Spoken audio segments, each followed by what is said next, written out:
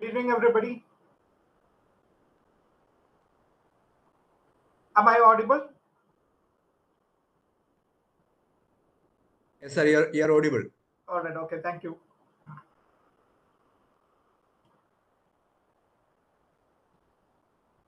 All right, we will start the session by 7:05. We'll just let some more people to join in. Okay.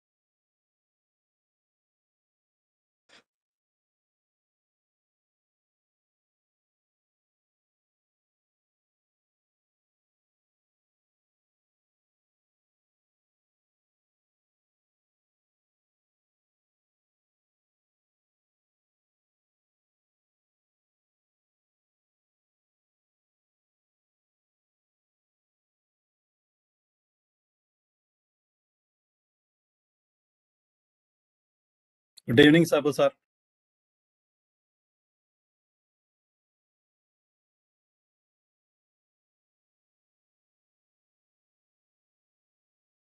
Good evening, sir. Nanda, sir. Yeah. Okay.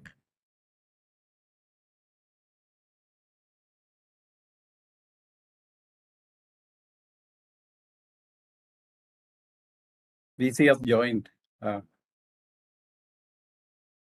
Okay.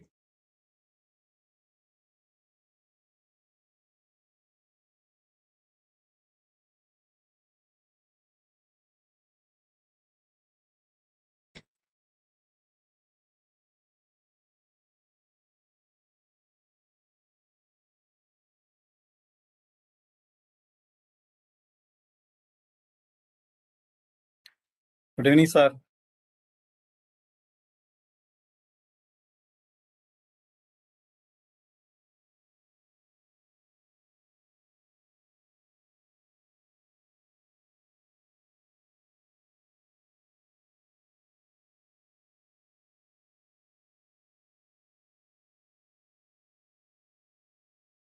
Sir, you're on mute.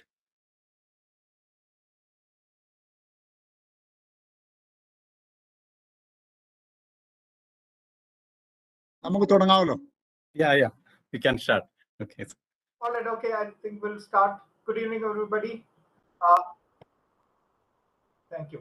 Thank you all for registering and attending this 1-week online faculty development program on outcome-based education, OBE. This is being organized by the Internet Quality Assurance Cell IQSC of JPM Arts and Science College, 𝐒𝐲𝐢𝐧𝐞 𝐅𝐃𝐏 in association with IPSR Solutions Limited. We would like to welcome Professor Dr. Sabu Thomas, Vice Chancellor of MG University, Reverend Father 𝐉𝐏𝐌 𝐀𝐫𝐭𝐬, CST, the Manager, JPM Group of Institutions, Dr. Sabu Augustine, Principal, JPM College, Father Prince Thomas Chakalade, CST, Vice Principal, JPM College, Dr. Mendes Jacob, CEO of IPSR Solutions Limited, and all the FDP resource persons, managers, directors, principals, vice principals, representatives from management, HODs, IQSC coordinators, and all faculty members. A very warm welcome to you all. About this FDP, we have 1,100 plus participants from 28 states and union territories together, and we have 450 plus higher education institutions which are participating in this FDP.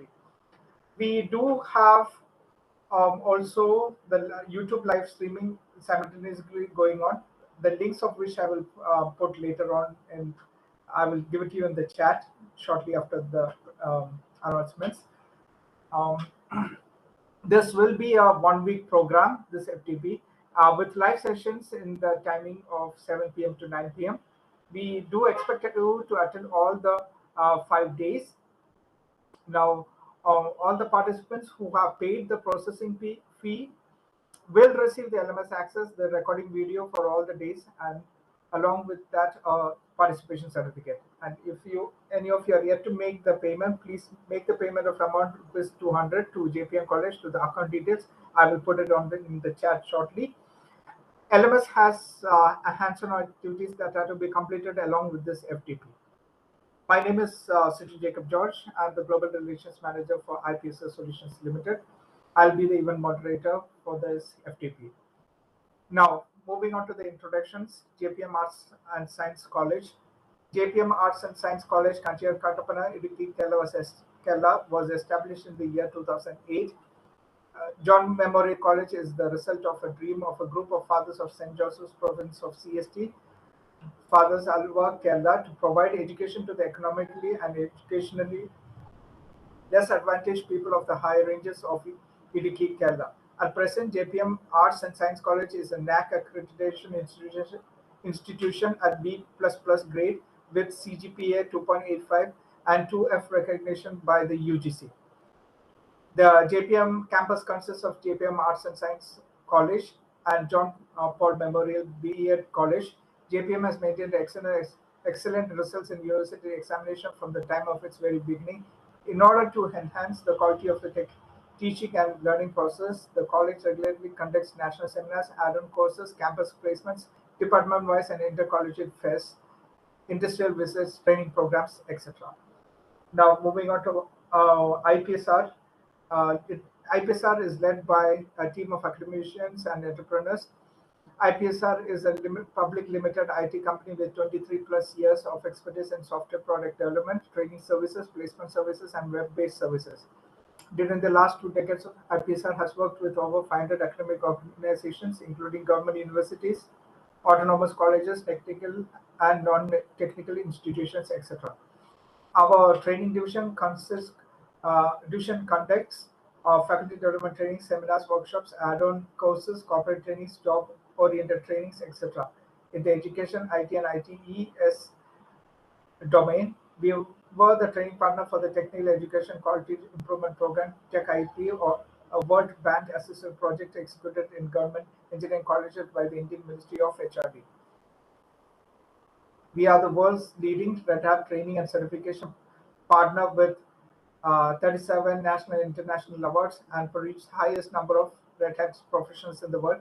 So far, we have trained candidates from 60 plus countries. Our IT services division is a pioneer in development of academic solution products, incorporating cutting-edge technologies like artificial intelligence, data analytics, and machine learning. We offer specialized services and solutions of the educational sector, ranging from simple website to complex software applications that help to manage academic and operational activities like question paper generation, campus automation, accreditation process, NAC, NBA, etc., OBE, outcome-based education, etc. Our placement division is having 1,600 placement tie-up companies, and we are conducting recruitment on all days. We have enhanced our global presence with subsidiaries Valiant Technologies Limited in the UK and US and Valiant Solutions Limited in Canada. Now, before we go on to the welcome address, if possible, yes, please turn on your videos for at least a few seconds so that we can have a documentation of, so that we can take a screenshot for our documentation purposes. Yes, please turn on your videos.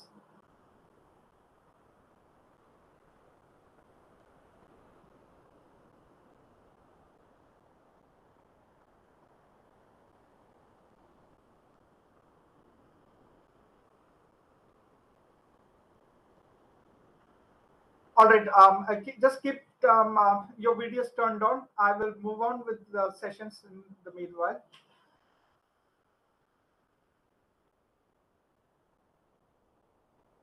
We will first have the welcome address by Dr. Sabu Augustine, MSc, MPhil, PhD, Principal, 𝐺𝐵 College.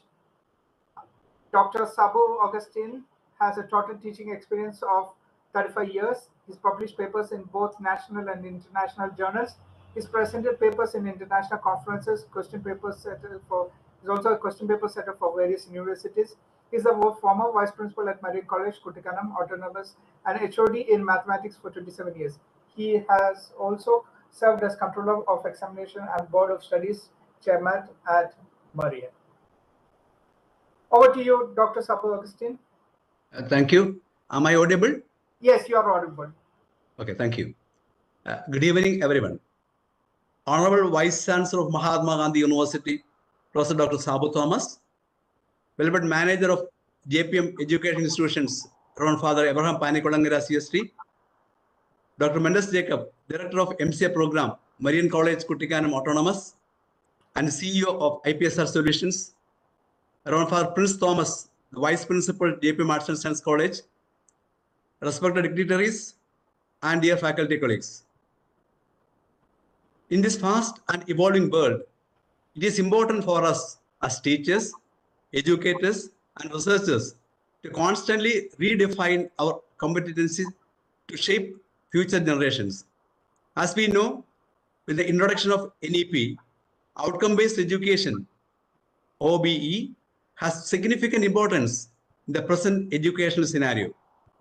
Outcome-based education is a student-centric teaching and learning methodology in which the course delivery and assessment are planned to achieve stated objectives and outcomes.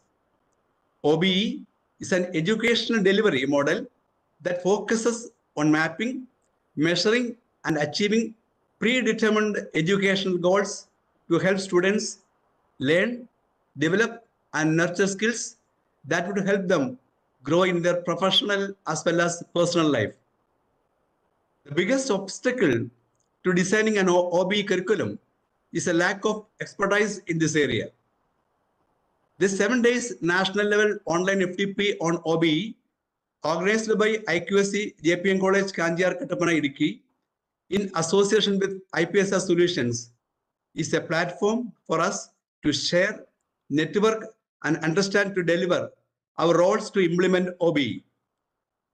JPM College, 𝐾𝐬𝐺𝐵 is really proud to host this 1 week national level online FDP in association with IPSR Solutions. I take it as an honor to welcome the dignitaries today. Today we have Professor Dr. Sabu Thomas, the Vice Chancellor of MG University, to inaugurate this session. He is a true role model, visionary, able leader, celebrated scientist, and an excellent teacher. It is my pleasure to welcome Professor Dr. Sabu Thomas to this conference to deliver the inaugural address. Hearty welcome, sir. Reverend Father Abraham Panikodangara CST, the manager of JPM Educational Institutions, has offered his generous support at all stages of this national FDP. Welcome, Father, to this inaugural session. Dr. Mendes Jacob, Director of the MCA program, Median College Kuttikkanam Autonomous, and the CEO of IPSR Solutions, has been a constant source of motivation and guidance for this program. Hearty welcome, Dr. Mendes Jacob, sir. We have eminent resource personalities to lead the program. Welcome, Dr. Sunil Job and Mr. Suresh Nambudiri. Let me welcome Mr. 𝐿𝐺𝐿𝐿 Kuriakos and Mr. 𝐶𝐺𝐿 of IPSR Solutions and acknowledge their untiring services.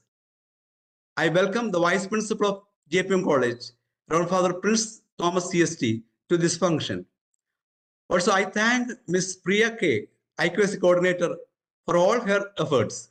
She has been supported by a dedicated team of JPM faculty to make this event a success. I welcome you all and gratefully acknowledge your efforts. We have received around about 1,200 registrations from all states of India, representing around 500 colleges. On behalf of JPM Arts and Science College and IPSR Solutions, I would like to extend a warm welcome to all of the participants. The session will be of great value to you all. So I wish you all the best. Thank you very much. Once again, a warm welcome to one and all. Over to you, sir. Thank you. Thank you very much, Dr. Sabu Augustine. Thank you for that wonderful words. Now we will move on to the inaugural address. The inaugural address will be given by Professor Dr. Sabu Thomas, who is the Vice Chancellor of MG University. He is also a full professor from 25th March 1998 onwards of Polymer Science and Engineering at the School of Chemical Sciences. He was the Vice Chancellor of Mahatma Gandhi University, Kerala, during the period of 31 August 2017 to 31 August 2018. He is the Director of School of Chemical Science during the period of 1st November 2010 to 31 December 2013. He is the Honorable Director of International and Inter-University Center for Nanoscience and Nanotechnology during the period of 20th March 2009 to 11 September 2015, 2nd February 2016 to 11 October 2017. Fellow of the Royal Society of London, Fulbright Fellow USA, Professor at University of Lorraine, Nancy, France, 𝐻-index -112, Google Scholar, and 91st Scopus. Total number of publications he has done is over 1,000 plus. Total number of citations 60,742, patents 15, Best Faculty Research Award 2018. He is also a foreign fellow of the European Academy of Sciences, fellow of International Association of Advanced Materials, Sweden, cited among top 2% scientists in India by Stanford University professors. Kindly Lifetime Research Award 2021 was given by the Kerala government. Over to you, Professor Dr. Sabu Thomas. So very good evening to all of you. Respected manager of JPM Education Institutions, Reverend Father Abraham Panikulangara, CST, Principal of the College, Dr. Sabu Augustine, Dr. Mendes Jacob, CEO of IPSR Solutions Limited, Father Prince Thomas, Takalil CST, all the resource persons, distinguished speakers, participants. As the Vice Chancellor of Mahatma Gandhi University, I'm really excited to be with you today evening. I congratulate the JPM Arts and Science College for organizing a very exciting OBE workshop. Let us give a big clap to the college principal and manager for organizing such a very exciting workshop. And Dr. Mendes has been doing a wonderful work, transforming all the colleges, academic institutions into OBE. Congratulations to Mendes and Chief. They are doing a wonderful work for the benefit of the state of Kerala, academics and students. And he is also cooperating with the Higher Education Council, also Gurukul, in transforming our education system into completely OBE. Let me share my experience of traveling. I think 6 years ago, I was invited to go to United States as a Fulbright fellow. It was only for 2 weeks. And Fulbright Commission took us to 20 universities in the United States, in 2 cities. One was in Philadelphia, other was in Washington, D.C. We visited 20 universities, half a day in a university, and 2 community colleges, and 1 college in the United States, and 1 school. This is to understand the US system and learn something from the US and adopt in the home country. That was the purpose. Let me share my experience in the University of Pennsylvania in Philadelphia. It's a huge university. It's a private university, 80,000 students. And the Fulbright Commission took me there, and I had a short meeting with the president of the University of Pennsylvania. The presidents are always very busy, but he was very kind enough to give me a short appointment. Then we had a discussion about the functions of University of Pennsylvania ranking. If you look at the world ranking, whether it is Shanghai ranking or Times ranking or QS ranking, you will find that University of Pennsylvania is always within 20 or 25 world ranking. I asked a question to the president. President, what is the secret of your success? Which I want to learn from you. You know what he said? Dr. Thomas, we have a continuous faculty development program on the campus. That's what he said. See, I was really excited. Then I said, I want to see your faculty development. University of Pennsylvania has a very exciting faculty development program. When a new faculty joins at the university, the faculty is given excellent training. How to teach, how to give an effective class, how to write a high impact publication, how to conduct a conference, how to write grant application, how to make student-centered education, how to formulate a brilliant question paper without mundane questions, thought-provoking, question paper, how to inculcate critical thinking in students, how to inculcate innovative thinking among students. These are all taught vigorously.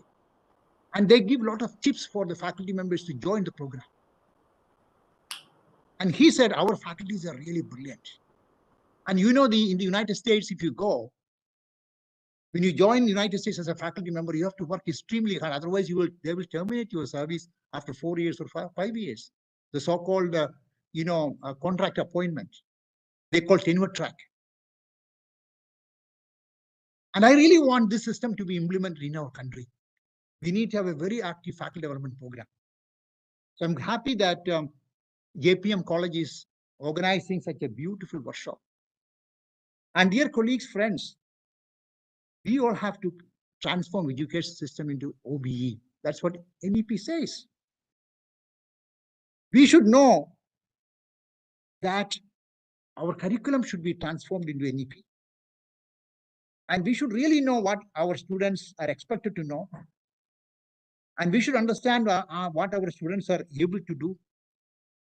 We have to inculcate critical thinking, innovative thinking.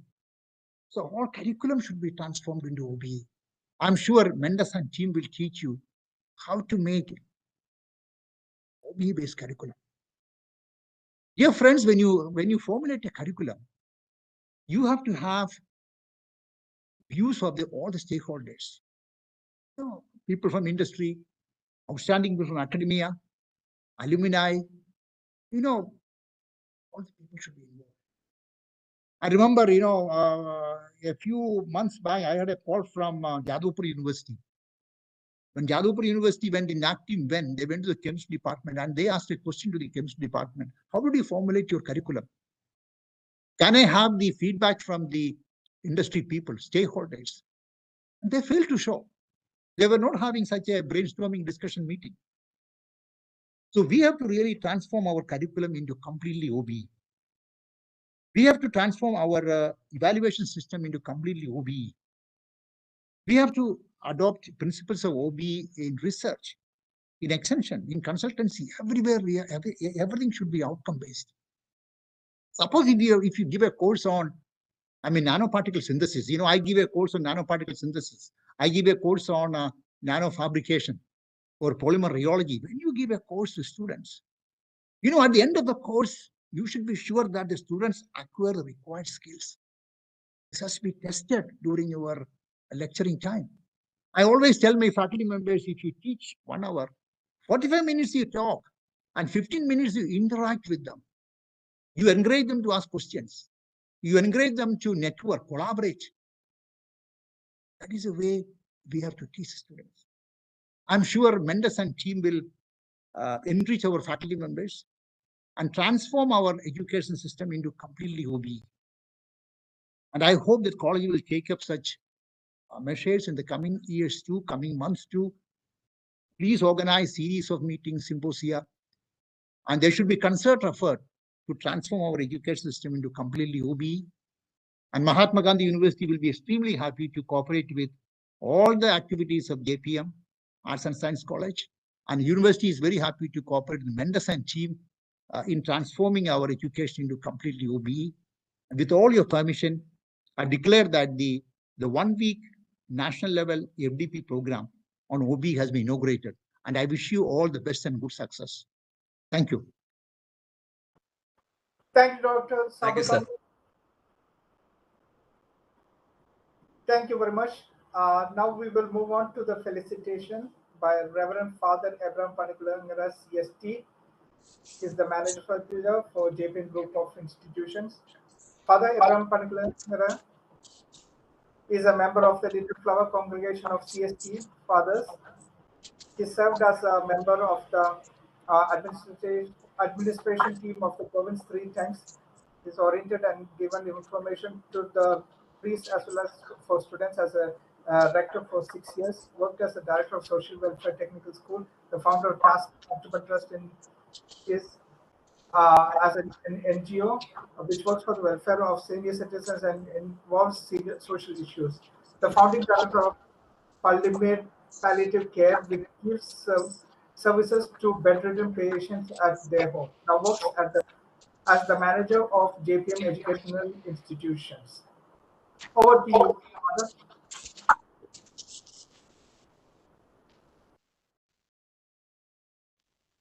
A very respected Professor Dr. Sabu Thomas, Vice Chancellor, Mahatma Gandhi University.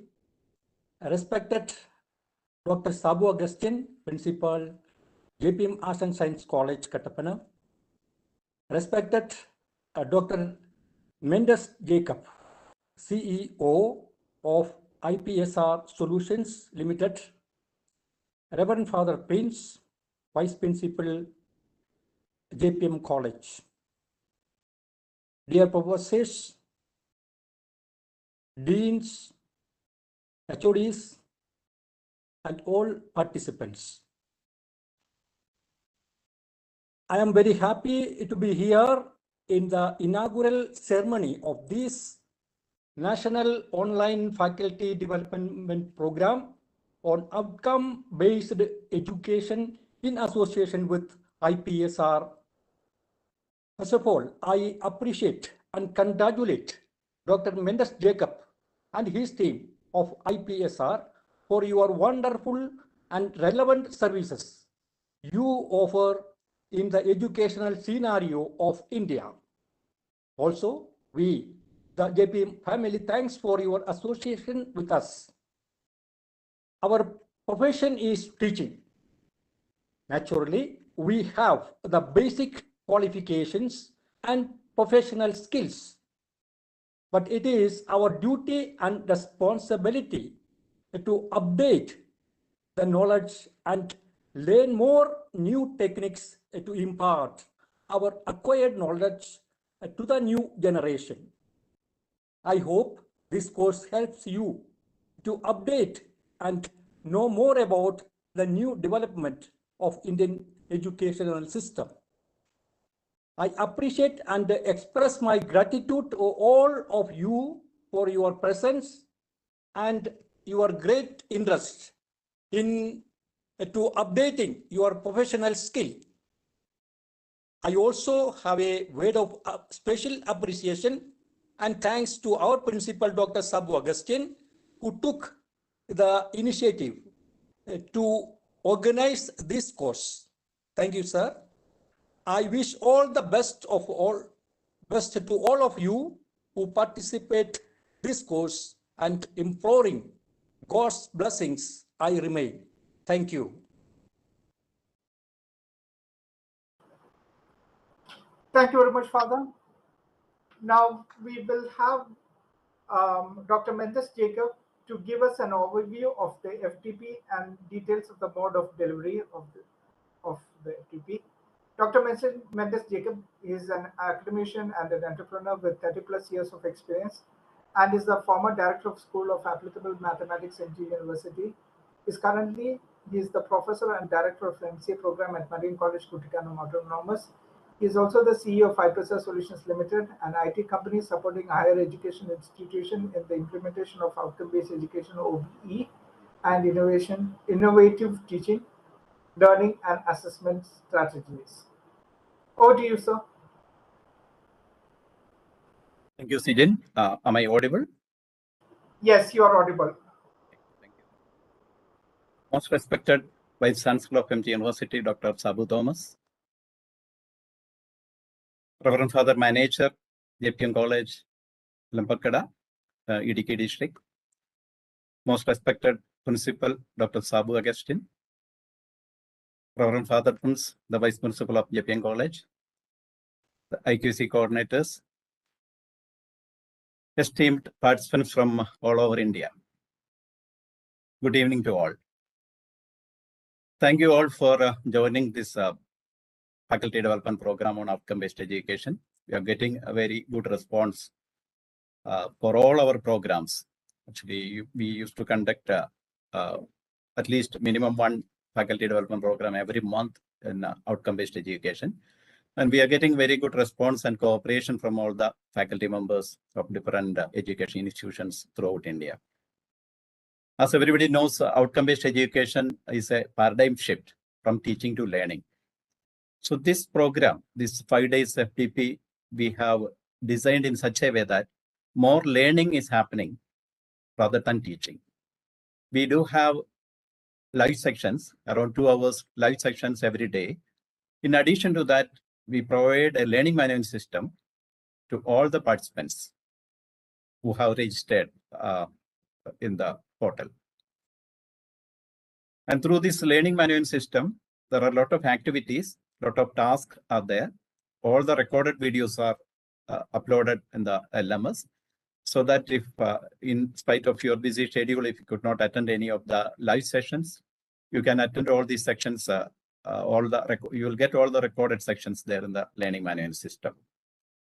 And most interesting part of it is more learning is happening through this learning management system. I will just share you the link. Learning management system, you will get login to this LMS, and you can see all the recorded sessions, live sessions will be there, and there will be forums. You can have the doubt clearance forum. You can have there is a research forum where you can post your comments or your case studies, so that there are the peers can evaluate on that or comment on that. Then we have many tasks and assignments posted on the LMS. Like there will be a section on Bloom's taxonomy today, and there is a lesson activity that is a feature of a module. Lesson activity is used mainly for incorporating assurance of learning concept. So you can learn Bloom's taxonomy, and you can have an assessment there, so that if you are not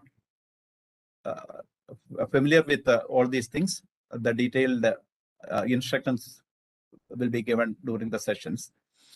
so that you can learn more about Bloom's taxonomy. There are some tasks where you can analyze your own question papers based on the Bloom's taxonomy levels. And you can post sample questions based on Bloom's taxonomy levels in the Padlet so that a collaborative learning or participative learning will happen.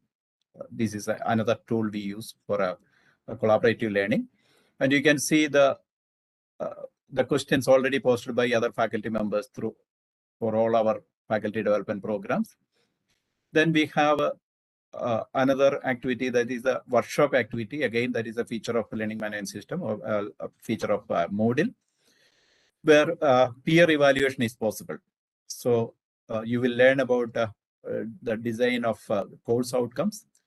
So we'll start from Bloom's taxonomy, then we will learn about the OBE approach, the fundamentals of OBE, then the design of course outcomes, design of POs, PSOs, everything.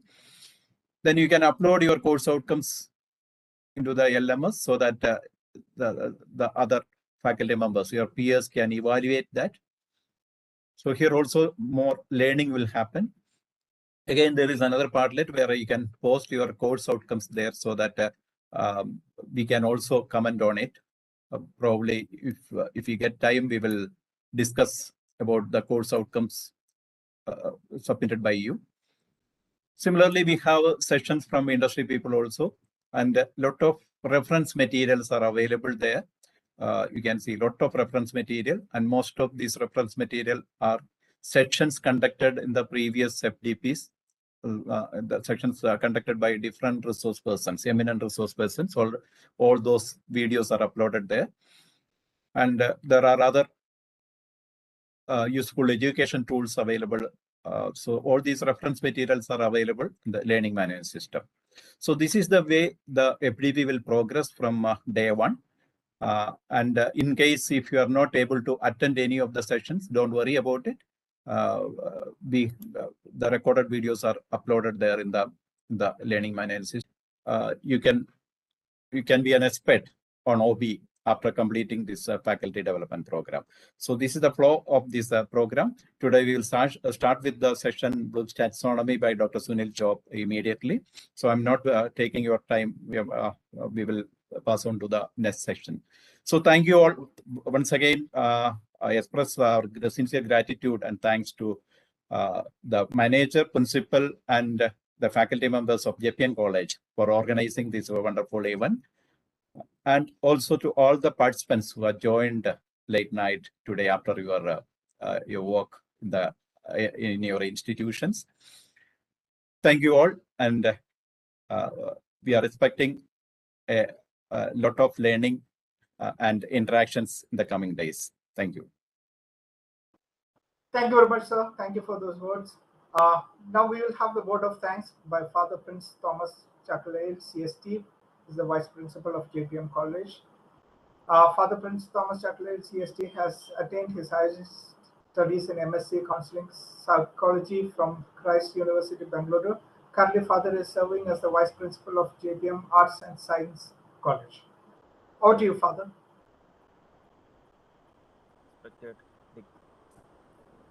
My honor and privilege. Thank everyone who has made this national level FDP a great event for 𝐺𝐵N College. As we say, this event is adding another step in the journey of progress of 𝐺𝐵N. For last years, 𝐺𝐵N had been having so many successful stories like securing NAAC at B++ grade and acquiring 2F recognition by UGC and so many other recognitions. And now with this national level FDP, the glory of 𝐺𝐵N is taken to the nook and corner of our nation. We often say, well begun is half done. And in this perspective, we had a good beginning for this national level FDP. First and foremost, I thank Professor Dr. Sabu Thomas, Vice Chancellor of MG University. For 𝐺𝐵N College, Dr. Sabu Thomas is a strong pillar of support. He has visited the 𝐺𝐵N educational institutions very few times, and he has been rendering his support whenever we contact him and he is always available for us. Dear Professor Dr. Sabu Thomas, on behalf of manager and all the faculty members here, I extend you a most warm and cordial thanks for all the support you are rendering for us. Then I thank Father Abraham Panikulangara, our manager. He is there with us in all our academic and non-academic needs, and he always ensures that the best is given for all who is associated with JPM. I thank you, Father Abraham, for arranging this FTP for all of us. And I thank Dr. Sabu Augustine, the principal of JPM Arts and Science College. In fact, this program is a fruit of the dream of Dr. Mendes Jacob and Dr. Sabu Augustine. They had presented this idea many months before, and we were happy to see the eagerness Dr. Sabu Augustine is putting for this event, and he had been working a lot to make this event a success. Dear Dr. Sabu Augustine, we are grateful to you for all the support you are giving for the faculty members as well as the students here. And I thank Dr. Mendes Jacob, CEO of IPSR. Without your support, it would never have been possible for us to conduct this event. And I thank all the participants. May this session, this series of sessions be successful and beneficial for all of you, and wishing you all the best and thanking you for all your support. I remain. Thank you. Thank you very much, Father. Thank you for those words. Now, before we move on to today's learning session, what we would request you is those who are actually having trouble viewing or even having problems listening to the sessions, you can also move to the YouTube live streaming, which is happening simultaneously of these sessions. Okay, so I will put that link in the chat box. Okay, so you can actually click that and move on to the live streaming, which is available. Okay, now we will move on to today's session on Bloom's taxonomy, which is delivered by Dr. Sunil Job, KA. He's the adjunct faculty, Mahatma College, Kutikanam, Autonomous, and Chief of Academics, IPSR Solutions Limited. Dr. Sunil Job has 30 plus years of experience in teaching and 10 plus years in corporate consultancy. He holds a PhD in mathematical education and has been an associate professor at MG University, College of Teachers Education from 1999. He has started his career as assistant professor at the Karmela Rani College, Kollam. He has served as visiting team member of NCTA for grant of recognition and as a resource person for the affiliation renewal committee of MG University. He's an active blogger in cutting-edge technologies in IT, education, and data sciences. Dr. Job has also published a few articles in national journals and authored a few academic books and reference manual in mathematics. He has served as a resource person for a number of faculty development programs in outcome-based education, data science, e-learning, etc. Currently serving as adjunct professor, Mahatma College, Kutikanam, Autonomous, and Chief of Academics, IPSR Solutions Limited. Over to you, Sunil, sir.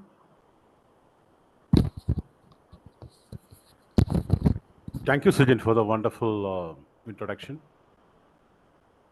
So let me ask one question, whether my sound is audible? Yes, you're audible. Okay, thank you. So good evening all. And I hope all of you has had a very wonderful day. And the evening is still young. And I think the time is right to have some critical thoughts on outcome-based education as well as Bloom's taxonomy.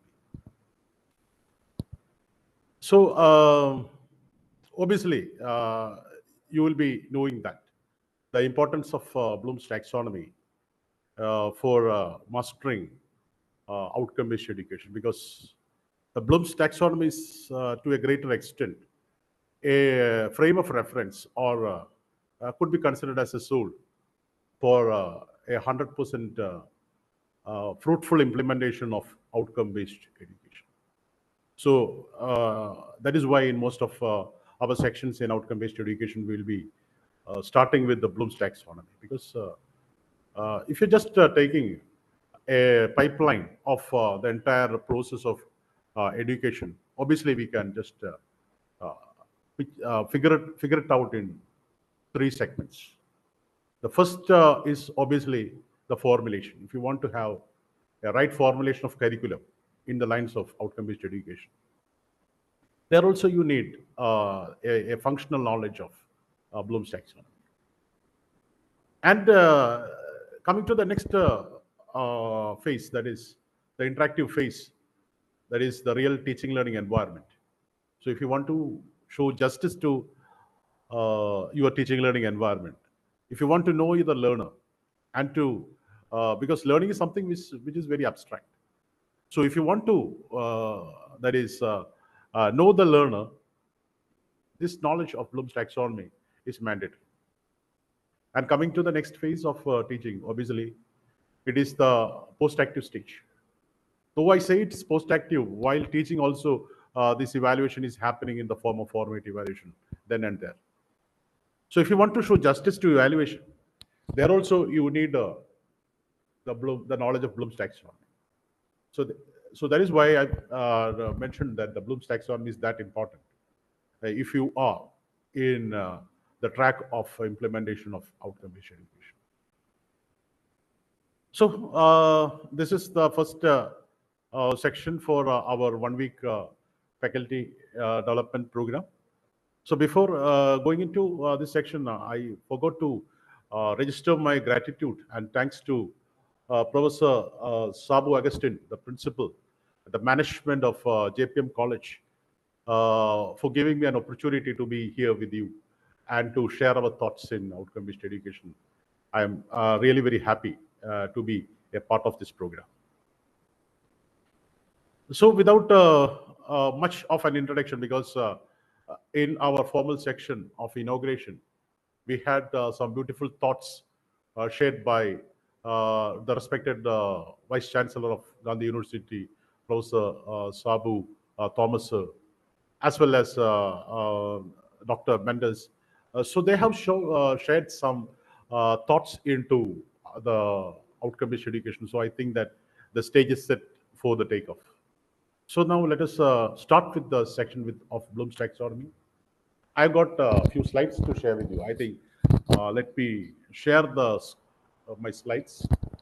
And in order to eliminate the problems of net connectivity, I am just offering this my video.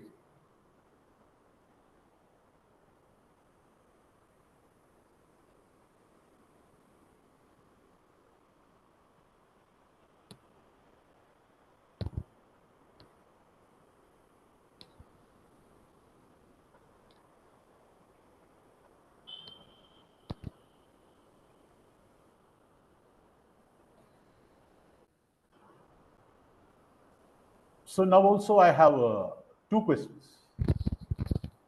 Whether my sound is okay and my screen is visible, if both okay, Both just okay. unmute.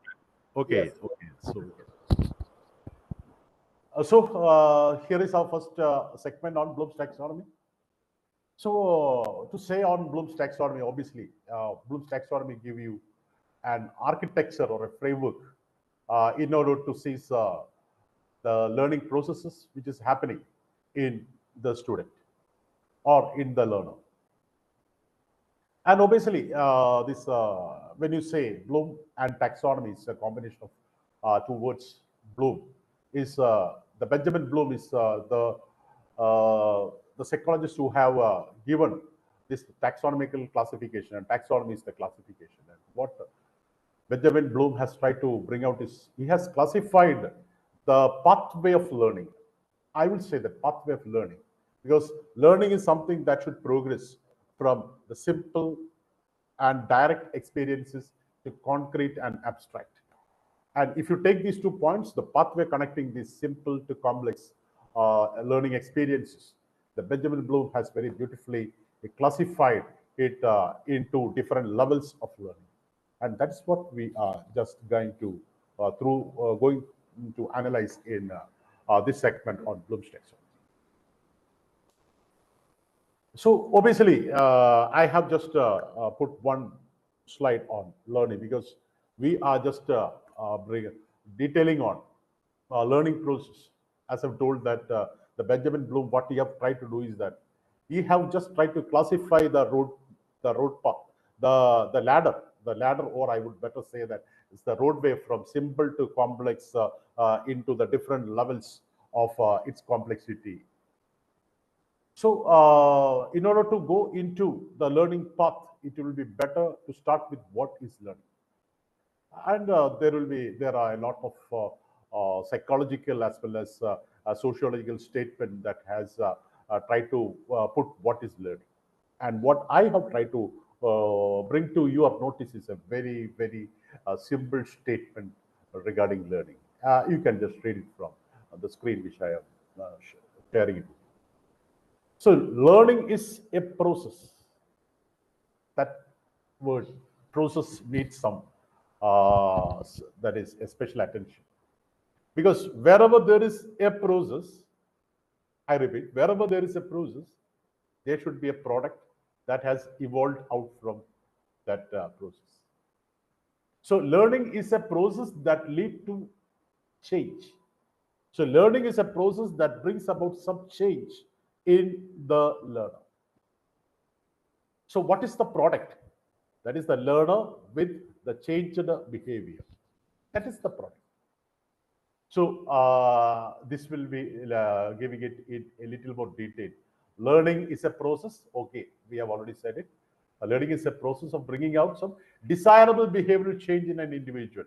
Now, before I told that, a change. And that change is something, when you come into a formal learning environment, the change that you're trying to bring in the learner is something desirable. So what is the way the learner has to be transformed? That is the desirable thing. And learning is a process that brings about the desirable change. So I think you have just brought that concept into your mind. So learning, by the process of learning, there should be some change. Now I am just taking the change that is to be brought about in the learner. The change can happen on the way in which the individual think. So that is something related to the intellectual department or the intellectual component. The change can be something on how you feel. That is, how you feel about a particular situation. What is the attitude about how you value something? The change can happen in that dimension. And the change can be in a third dimension, which I would like to say on how you do something, by mechanical work, that is, which involve some motor skills. So these are the three dimensions of the change. So when learning happens, the individual's change happens in these three domains. And actually, what Benjamin Bloom has brought it very explicitly given the classification, the taxonomy, in the way of how the change should happen in the way of thought process, how the change should happen in the way of our that is the feelings, and how the change can happen, how learning should happen in the third component, which has been triggered by motor skills. And I can just put something, that is, if the change, what is the change that you would like to bring in your learner? And if the change is prefixed first, and that change can be considered as the outcome. So the outcome is nothing but what is the change? What is the transformation that you're trying to bring out in the scholar? And you are fixing it first, and you are just streamlining your activities so that that end is met. Very simple. That is what outcome-based education focuses on. I think you will be familiar with this gentleman. He is that person, Benjamin Bloom, with a face lit with a small smile. Okay. You can just read the first statement, which has been given here. Just read it. what any person in this world can learn. Almost all person can learn. It's something very encouraging for the teachers. It is meaningless to say that this person is very backward in his studies, isn't it?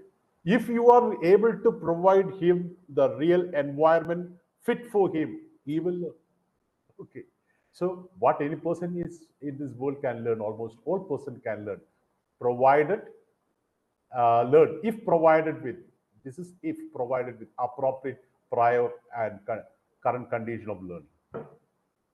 So if you want to bring some learning to the individual, that individual should have some prior learning and also some good learning experiences to trigger out the present learning. If both of them go in the right way, definitely learning will happen. That is, unless and otherwise the person is been challenged severely in their abilities. So this is something very encouraging for the teachers, because if you are able to provide the right prior learning experiences, which is essential for building up the learning content of today and providing the right methodology, then definitely the learning will happen. And if you want to fix it rightly, the aforesaid scenario rightly, you should have the knowledge of Bloom's taxonomy. You can further read it. The Bloom's taxonomy is a set of 3 hierarchical models. What is this 3 about? I told you that change can happen in 3 domains, right?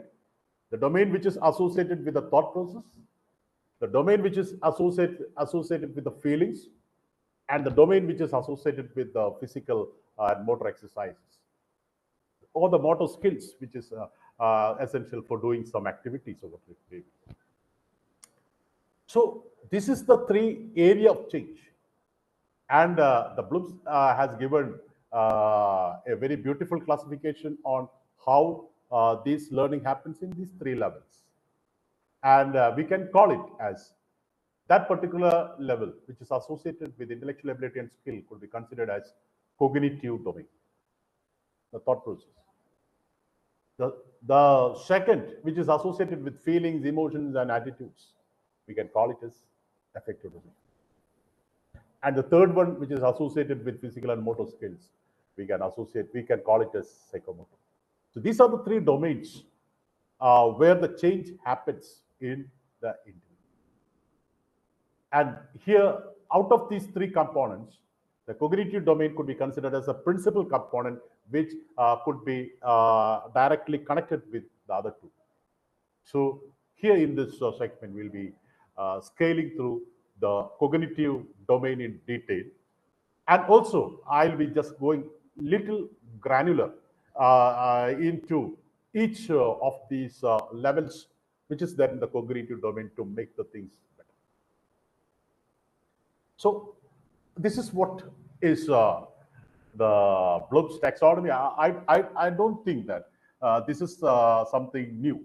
I'm sure that all of you who has been participating in this section will have an idea about Bloom's taxonomy. So I want this as a refresher section. I'd rather say it like that, because it is that important if you are in the track of OBE for defining outcomes, mapping, all the process related. This is something important. So here is the cognitive domain. You can just see the 2 arrows. This is what I told, the roadmap from simple to complex.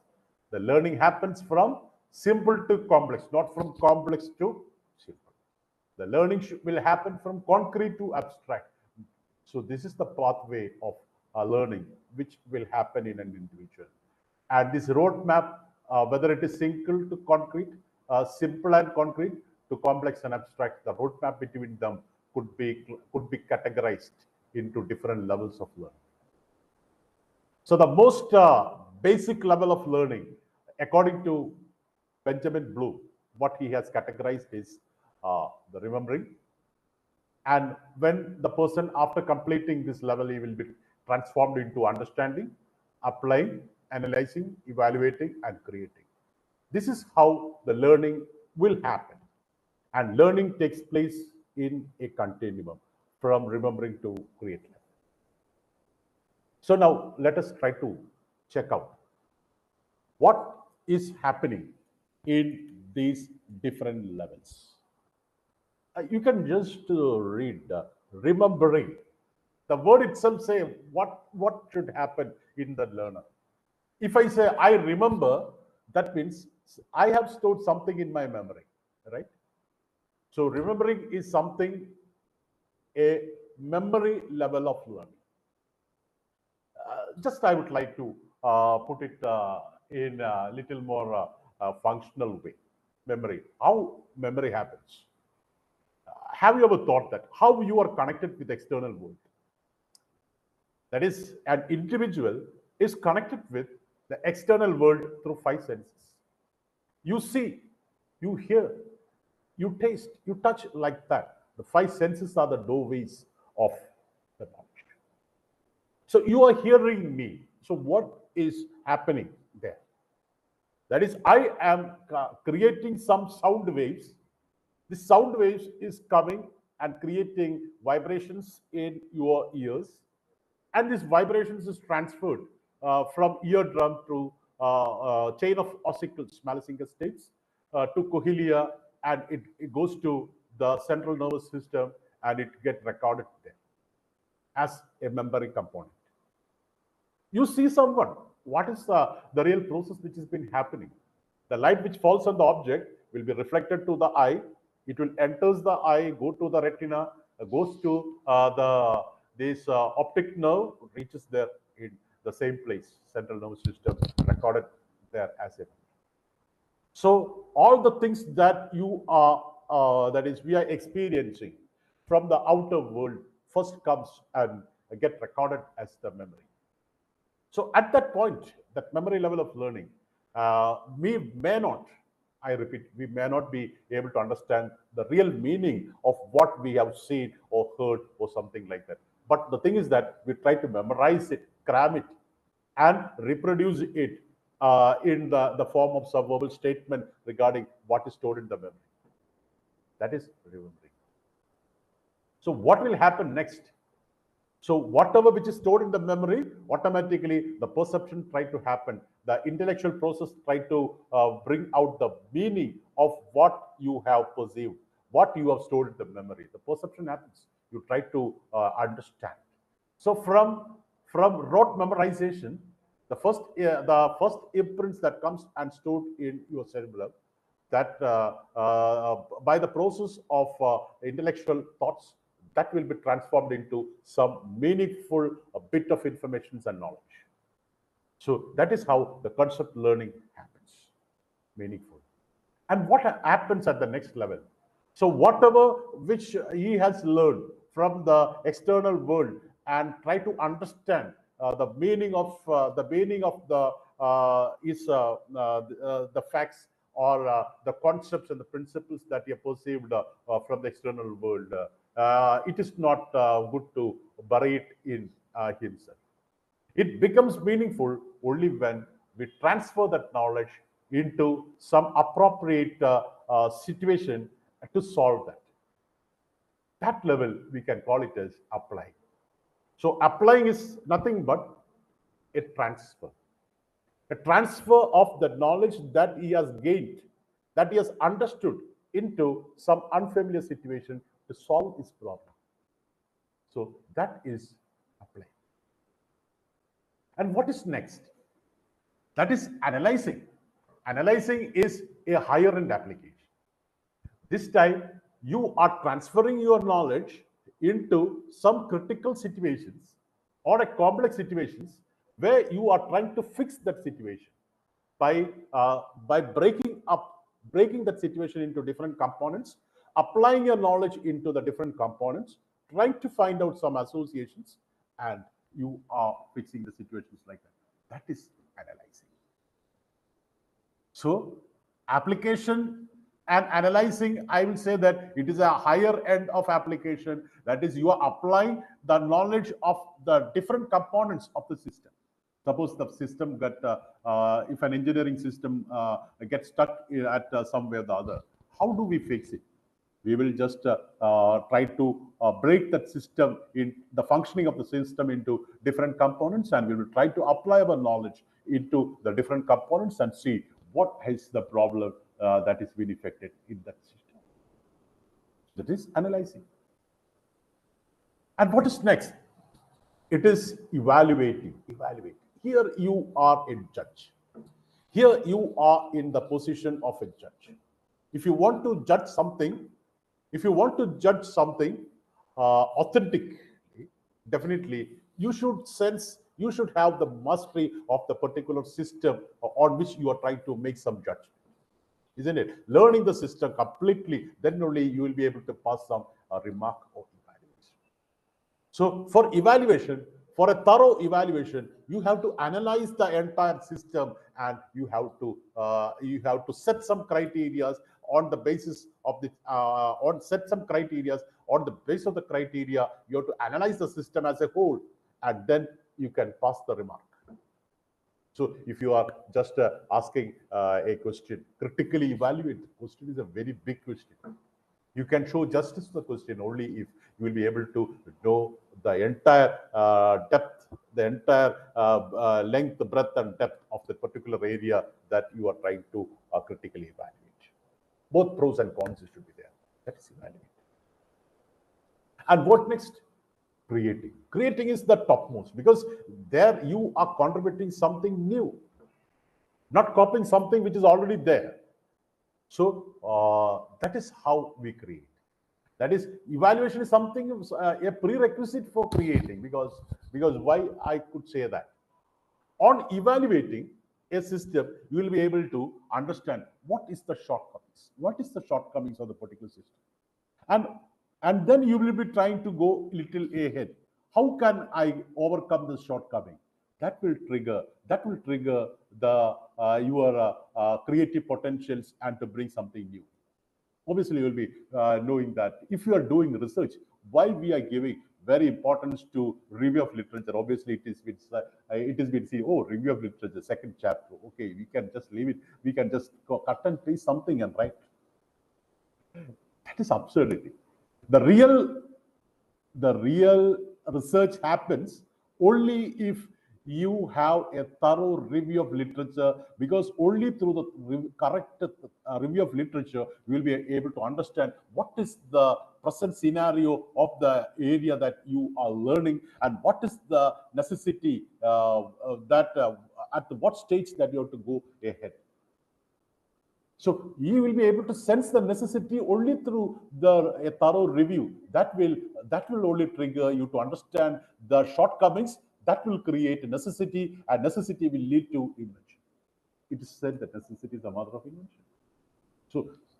So after a thorough evaluation, obviously you will be driven to some solutions that is of your own. You can have patent like that. So this is how the learning should happen. The process of learning from these are the first levels are very simple, and when you go to the higher level, it is been very abstract and complex, and it will put some higher cognitive challenge to the learner. So this is how the learning should happen. So very beautiful. So this is memory level of learning, passing on to the understanding level, applying it to some practical situations, giving a practical or a utilitarian value to the knowledge that you've gained, then going into a little more analytical level, then evaluation and creating. This is how the learning should progress. The learning should happen in that individual. So, you can just read. Learning is a process. This is what we have started from the very first slide I was telling. Learning is a process engineered in such a way that one level is a prerequisite for the other, and the learning will flow. I would say it like that. Will flow as a continuum from remembering to create level. Okay. So now I would like to go little more granular level and to bring that Bloom's taxonomical concepts into our content scenario. So obviously, these slides, what I have tried to bring is that I have just trisected this slide. The first one is because learning is something abstract. It is something happening within that individual. And when learning happens, what are the demonstrated skill you can see, or you can see from the learner. And these are some of the verbs which help you to frame some questions at these levels. Because I would like to say, I'm going to give you a shortcut. That is, if you want to increase, because obviously the NP 2020, we know that it's been giving a lot of emphasis to Q factor of education and lot of importance to autonomy.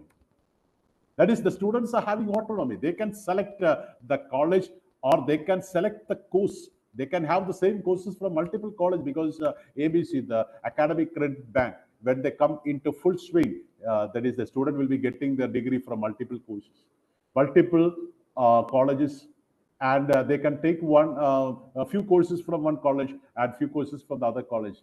And what makes them closer to the college or the course? That is, the quality of the that is, an institution will not be in the long run will not be decided on the basis of how the institution as a whole, which has been functioning. It will be decided from the granular level, how the courses is been designed and delivered.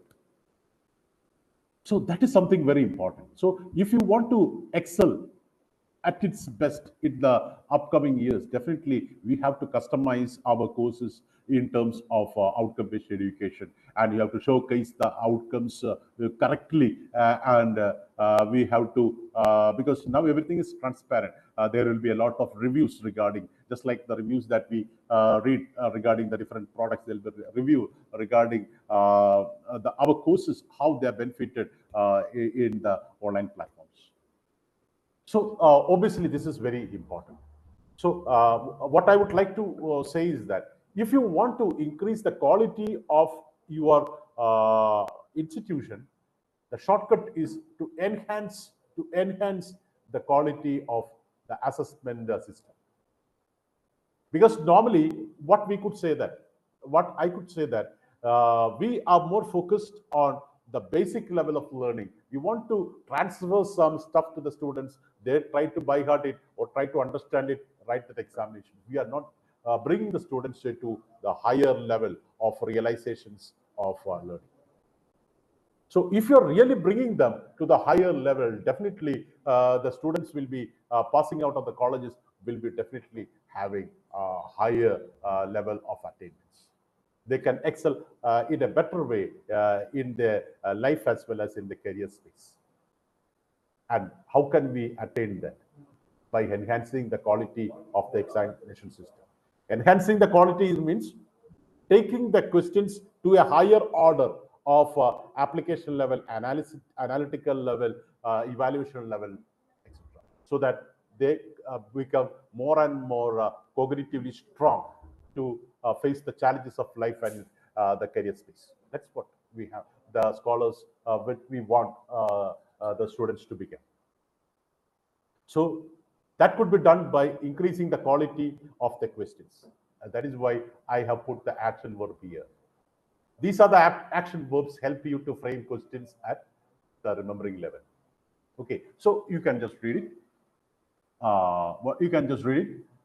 So I told that at remembering level, the students try to memorize it. And when you try to memorize something, what is the learning behavior that you elicit? You will try to recall. So memory will be connected to recall. So while you are memorizing that, do not emphasizes that you have really understood that, isn't it? That is, if you are asking a memory level question, the student even able to answer the question even without understanding, but just by memorizing. So a memory level questions could be that is the students the skills demonstrated by the students at this level will be, he'll be recalling something, ability to recall the methodology, the knowledge of event date like that. If you are conducting a quiz program, definitely the students are memorizing some events, some dates, some scenarios, and they are giving their answers. They can answer it even without going deeper into whatever the concepts which they are referring in the GK sections. So I think this will become clear if I give some examples, because examples are better than persons. So I'll just give one first example. List the various domains in Bloom's taxonomy. I have just used one word from here. List the various domains from Bloom's taxonomy. In the previous slide, we told that Bloom's taxonomy, the Bloom's taxonomy is a 3 hierarchical models, 3. So the 3 domains is 1 cognitive, other affective, and 3rd psychomotor. So even without knowing the cognitive domain, we have explained what is happening in the cognitive domain. Even without knowing what is happening inside the affective domain, what is happening inside the psychomotor domain, you will be able to answer this question. You will be able to list, isn't it? Just memorize the name only. Here, the learner is only to give a cognitive challenge to recall or memorize the name of this domain. So even without knowing the cognitive domain, you know what is happening. But in the affective domain, even without knowing, because I didn't give detail that this affective domain progress in receiving, responding, valuing, organizing, characterization. That is how the learning will happen. How in the the psychomotor domain, imitation, manipulation, precision, articulations, and naturalization. That's how learning happens. So even without detailing on that, you will be able to answer what cognitive domain, affective domain, and psychomotor. So here, define multiculturalism. There is define multiculturalism. I am asking him to define, means when we write definition, it will be some definitions which has been given, which has been already there. So the students have to remember the phrasing of the words in the definition, and they have to put it rightly in the answer paper. And if he forgets to put some inverted comma, obviously, I have often seen teachers say that, oh, this person is not put the comma, it's words of some person. This is not good. I am not going to give him full marks. What is the meaning? And if the student write that same thing in his own words, definitely, I ask him definition. You should write the exact word without any grammatical or spelling mistake correctly, even with punctuation marks and quotations. Then only I will give mark. What is it? You're testing them. It's memory skill, nothing more. Or name the union territories of India. Okay, it's a GK question. The students will be giving that. Okay, Lakshadweep, Pondicherry, like that. You'll be naming. And even without knowing what's the difference between a state and union territory, what is the state of welfare in a union territory, or like this, you'll be able to answer the question. So this is a memory level question. That is a question at the remembering level. The students will be able to answer even without knowing the things. Even if you are a PhD in this sociology, if I ask a question, that question only demand what? The question only demand what? A memory level. So that is a memory level question. That is remembering. So now we are passing to understanding. So when you understand something, you grasp the meaning of what is said, or what you see, or translate knowledge to new content. When you start, you understood something, so you will be able to translate it in your own words. Okay, so these are some of the demonstrated skill you can read. I'm just not repeating the same thing, writing it in the slide and repeating the same thing. So these are some of the verbs that may help you to frame questions, like describe, explain, paraphrase, restate. This verb will help you to frame questions. So I think we have started with one scenario, because we are discussing on Bloom's taxonomy. So I am going to take the Bloom's taxonomy to all these levels. In the previous slide, the question which has been asked at the remembering levels, list Now you can just see what is the type of question now it is being asked. Explain the various levels of learning in cognitive domains. So if you want to explain it, okay, then you should know what are the different levels which is there in the cognitive domain, and what are the processes which has been happening in these domains, and what is the level of learning or mastery that the learner acquires in this.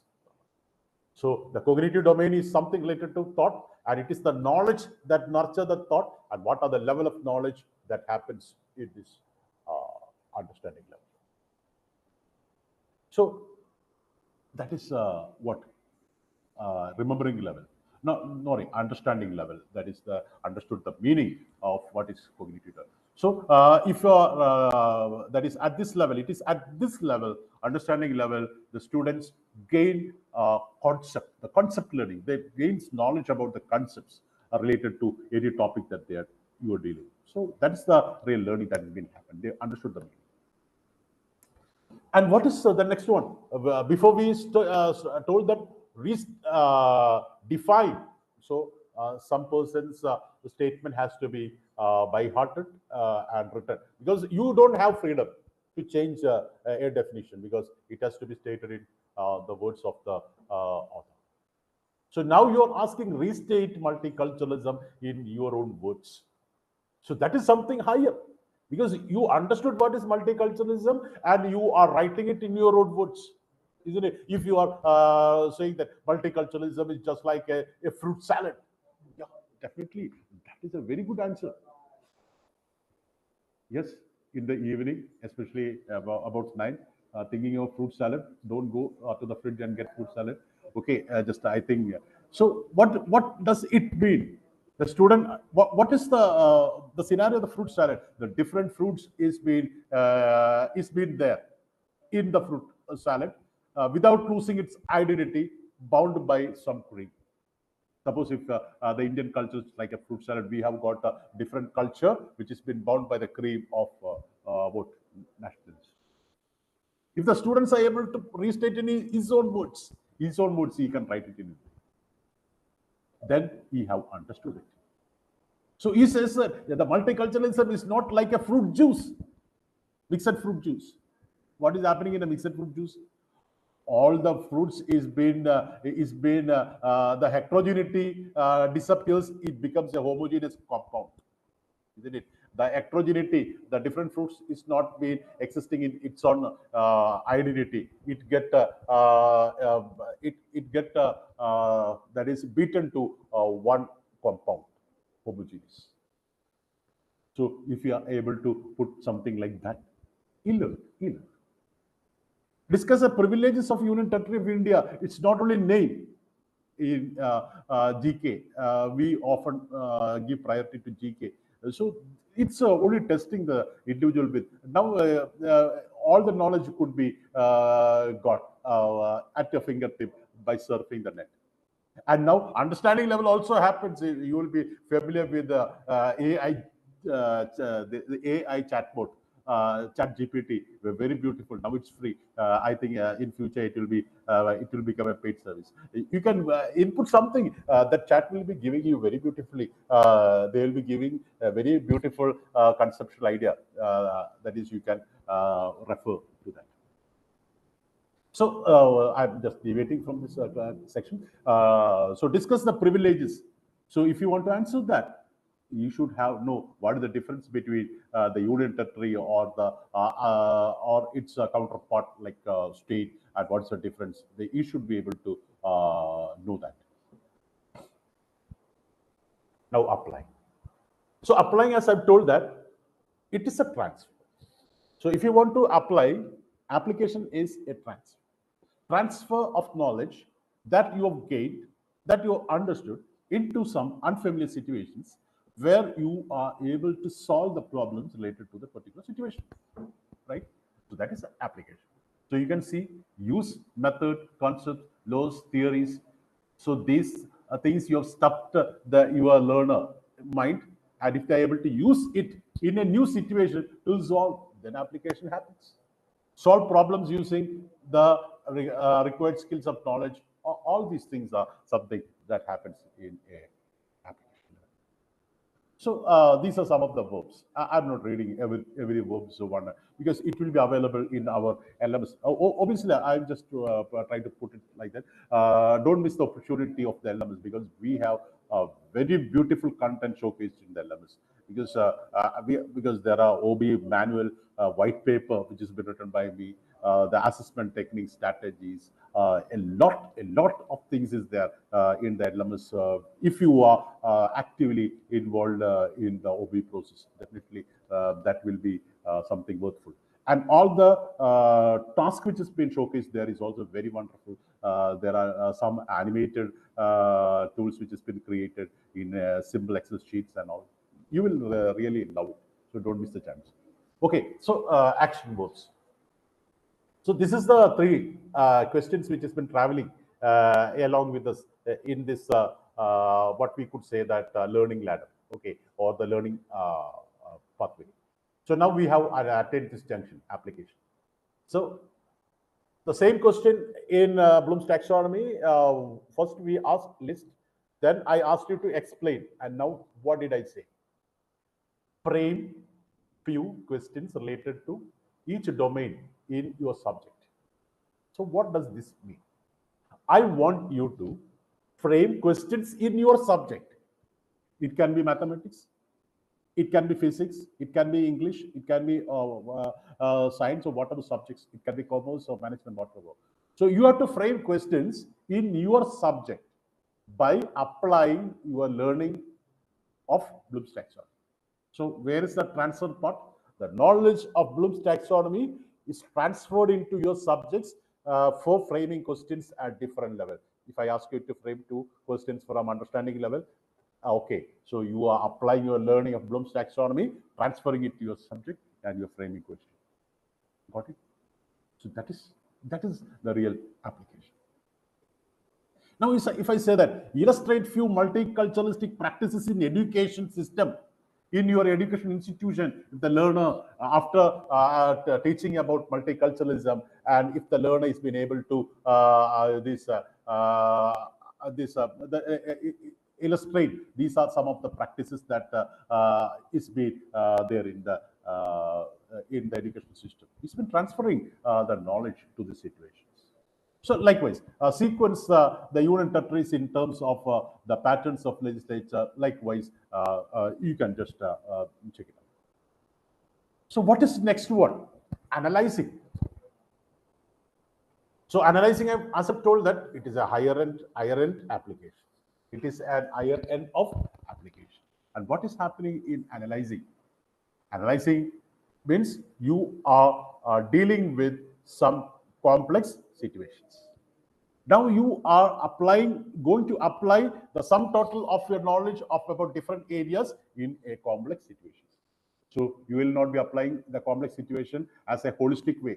You will be dividing it into different components. Suppose if you want to study about human body, how could you break it? One way of segregating it is you can break it into skeleton system. You can break it into muscular system. You can break it into nervous system, and you can just study this system together. And if there is some health issue that you are confronting, you will be able to study these systems separately, and whether this health issue is been affecting the system and how they are connected. That is what the specialized hospital do, and they will be putting it together and fixing your issues. So that is analyzing. So if you have been familiar with the softwares, if your program breakdown, so how will you bug fix it? You will be dividing these programs into different components, and you will be checking how these components, these modules are working separately, whether it is functioning, how they interconnected. From the log files, you will be identifying the log files related to the different modules, and you'll be able to identify what are the issues. You will be connecting it together and then finding out this. bug fixing. So that is analyzing. So if you want to analyze this, you have to break down the system into compatible components and to apply your knowledge into these components and to find out the relationship. That is how the analyzing happens. So as said, these are the verbs that help you to frame questions at this level, analyzing. So we will go in that our route way. We have just brought 3 questions. I am focusing more on this one because this is our common concern. So before I ask you to frame question, and now I am just giving a different question. What? I am using this word categorize. This list is there in the your LMS, and it is there in the this if you Google it out, there are a lot of lists which has been available. So we have prepared a standardized list, and it is there in your LMS. So categorize the given questions in various levels of Bloom's various levels of cognitive domain. Categorize the given questions into various levels of cognitive domain. So what's the difference between the prior and this one? Before I ask you to prepare a question in your subject by applying Bloom's taxonomy. Now, what is the situation? I am giving you a question and I am asking you to identify what is the level of learning that question, that particular question demand. So what is the level of learning related to that particular question? So what is that? If you want to find it out, you have to read that question. You have to structureize the question. You have to test the questions with respect to all the levels, and you have to identify which level the question suits the most, and then you can come. So that is an analysis. If I say in our school days, we will be familiar with the salt analysis. What is salt analysis? You will be taking a component, a fragment of the salt, and then you will be doing different tests, the test of nitrate like that. And then after doing the entire set of tests, then these findings will be connected together to identify what is the salt. That is analysis, analytical question. Suppose if I say, compare the practices of multiculturalism and monoculturalism. Compare the practices of multiculturalism and monoculturalism. So here, if you want to compare it, it is an analytical question. How does it become an analytical question? It is not because I have, is there a compare is here. Is it because the compare is here? What is the, why it has become an analytical question like that? If you want to make a real comparison, okay, you can just compare. You can take the this multiculturalism and monoculturalistic society, and you can take one by one. What is the state of welfare in a multiculturalism and monoculturalism? So you have compartmentalized it like that, fragmented it like that. Okay, state of welfare. What is the pattern of government? What is the freedom that the people enjoy in both the situations or the scenario? Likewise, you can able to disintegrate it into, break it into different components and make comparison. It's an analytical question. Okay, so examine the fundamental difference between union territories and state. I'm referring to union territory and state. So what is state, what is union territory, or what is the difference? You can same way you can just compartmentalize it and you can find out the differences. So don't think that it is the verb that decide. It is the verb that decide the level, because the same verbs can be used at different levels also. For example, if I ask the student to identify the difference between, identify whether it is an apple or orange to a small child, what does he do? He know the apple will be the shape of the apple, the size of the apple, the color of the apple. You know the shape, size of the color. You have got the concept of apple and orange, and on the basis of the concepts, you'll be able to identify it. So that is a understanding level, and this is some higher end calculations is being done, and then you are coming to. So it is the freedom of the resource persons or the teachers to identify the level of learning of in the learning process. So evaluating. So this is something higher. Suppose if you are placed in an evaluation process, you are placed in the position of a judge. So the demonstrated skill is that compare and discriminate between ideas, access the value of theory of presentation, make choice based on reason, argument, verify. So these are the demonstrated skill which is related to evaluating. And what are the different action verbs which help you for framing questions? These are some of the action verbs. So now I'll be asking a question regarding Bloom's taxonomy. Bloom's taxonomy. That is, do you think you can prepare a question for all levels of Bloom's taxonomy in your subject? I don't need a yes or no question. I need justify. Justify. So what is the justification?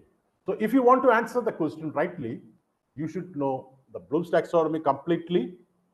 You should know how the Bloom's taxonomy is applied to your subject, and whether all parts of the subjects could be very well,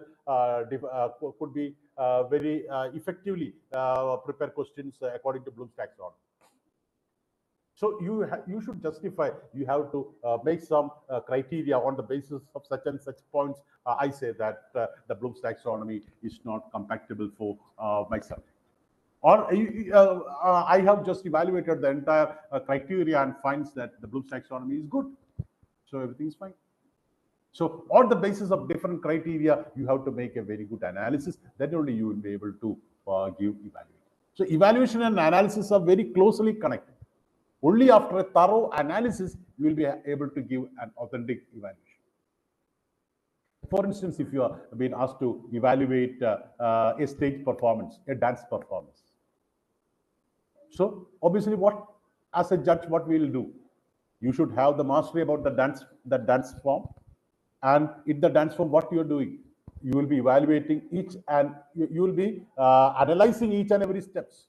That different will be dividing the entire dance into different criteria, analyzing each steps on the basis of these criteria, and then only you will be giving marks and giving the final evaluation that is good. So if I ask, if I give two mobile phones and ask to evaluate which is the best mobile phone, first you will set criteria and evaluate both the mobile phones on the basis of some criteria. Maybe what is the the battery charge, or how is the display, like that. If I can make criteria and I can compare, and then I will finally pass my remark. Yeah, this is good, or this is not to the mark, so different criteria I will set. Maybe the cost, maybe the life. So likewise, I will be. So that is analyzed. So critically evaluate multiculturalism. If I want to ask a question, critically evaluate, then that is a higher order question. So if you want to critically evaluate multiculturalism, okay, you should know multiculturalism to its length, breadth, and to the entire depth, and you will be able to identify both the pros and cons, and then only you will be able to show justice to that question. But at this point, I would like to mention something. That is, if you are giving this question in advance to your students, and you are giving a big notes to them, are they critically evaluating? No. It is you have given the notes, they will either by heart it, or they will read it, understand it. Their cognitive challenge is not happening. So this is the fallacy of a system. You can make an evaluating question into a what type of question? Into an understanding question or a memory level of question by spoiling its life by giving the students the notes in advance. So if you want to take the students to the higher level, don't give them notes. Let them think. Let the mind work. Let the cognitive challenge. Let the knowledge impose some cognitive challenge. Then only they will be able to excel out. Then only when they come into some critical situations, they'll be able to solve it. because it is often said that, because in the next section, Suresh Nambudiri from the industry, he has done an ethical study about taxonomy and says that 93% of the students passing out of the professional colleges are not job fit. It's a very critical situation. It's a very critical situation, and it is on this context we say that there is a need for enhancing the quality. We want to make the students productive. And how can we make it productive? Only if we elevate the level of learning from the memory level. They would have mucked up all these things and given a very good marks, and they would have passed on to the distinctions, but they are not job fit. They are not being employable. That is what the CEOs of big companies say. They have to spend about 1 year streamlining their competencies to give them some project or task. It's a pathetic. They have done some 4 or 5 years of engineering, and then in order to fix into a job rule related to the study, again 1 year of streamlining. So it's a very critical situation. So this is something. So we can improve the creative potentials. We can improve their competencies by enhancing the quality of the systems into higher order. You should. That is why I told that the assessments can increase the quality. It is said that the assessments are the engine that drives the quality of an education system. So if you're framing questions at higher order, the students are bound to reach there. So obviously the quality will be up. So if you're always making the students happy by giving them simple questions, direct questions, memory level questions, they'll be happy and they'll be passing out with very good marks. But in the life, they will not be that happy. So make them at the initial stages, let them be not happy. Let them try to put some cognitive challenge. The Bloom, as is said, that anybody can learn if you are setting a good environment. Definitely that will increase the quality, no doubt about that. So this is evaluations, okay, and passing on to creating. This is something a higher end. This is something higher. You cannot expect a child to make some creative answers, creative questions at a 2 or 3 hours examination. That is a big process, and you cannot set some what I could say. Creating is something new. They have to contribute something new. So how can you include a creative question in the answer paper, and how can you set a scheme of evaluation? So that is why we are including projects. So when we are going for this for the project 𝐲𝐻𝑖𝑣𝑎, the first question normally I used to ask is that, what is the innovation in this project? What is your contribution? That makes sense. So creating questions, the creating level is something that should bring out some creative potentials from the students. You can just see a small that is diagram which is shown here. That is, analyzing is breaking the scenario into different components, isn't it? Breaking, and then applying it and solving it. Synthesizes is your knowledge should be brought together to find something new. That is creative. Not to cut and copy. The knowledge, the learning that you have attained at that particular time, you have to use that to bring thought process to bring something new. So that is creating. So use old ideas to create new ones. Combine parts to make a whole. Combine parts means that is you have to assemble the knowledge that you have accumulated regarding the particular situations, and you are trying to fix some situation problems related to any scenario by combining them. That is creative. That is why I told that a thorough review will help you to analyze and evaluate the present situation, and that will lead you to feel the necessity, and that necessity will lead you to research.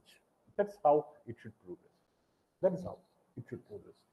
So these are some of the verbs that could help you to frame questions in or frame projects in create level.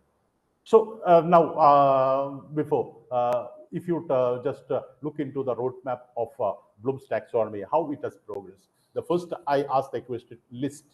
Just need to remember the name like cognitive psychomotor. Then I asked to explain. Then I asked to apply that knowledge to frame questions. Then I asked to find out, to analyze what is the level of level according to Bloom's taxonomy. I've given the question. Then I asked to evaluate whether the Bloom's taxonomy works. Then you told that, okay, it's not working at some situations. So what's next? Create a new model. Create a new model of classification of learning ability. So that's what the next step. If it is not completely compatible, you have to go a little ahead and to create something new that could answer your issues. So that is something. Only after evaluation, only you understood that these are the shortcomings, and only after understanding the shortcomings, you can further go ahead and make some meaningful contributions in research and creativity. But in arts subjects, these possibilities of create is much, that is writing poems or some creative arts you can have. And in science topics, that creativity could be stimulated by giving projects like this. So these are some of the questions. This is just went some little more granular level of framing questions. So now this is to bring to your notice.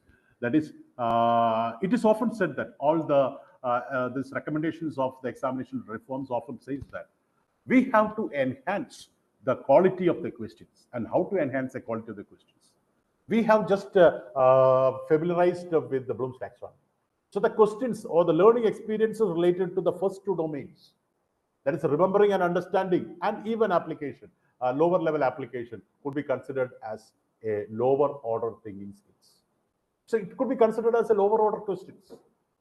And the questions that stimulate the thought at a higher level, that is higher end application, analyzing, evaluating, creating, these are higher order skills. So it is often seen the issue of our examination system and educational system is that we are just closing the opportunity for the students to go into the higher order. We are putting them into the lower order by giving them lower order questions in the question paper. What is this? What is that? Define, name, list, etc. That will give them distinctions for their exams. That is some issues. So if you want to enhance it to the higher order and bringing to the higher order and then giving the entire notes also is not possible.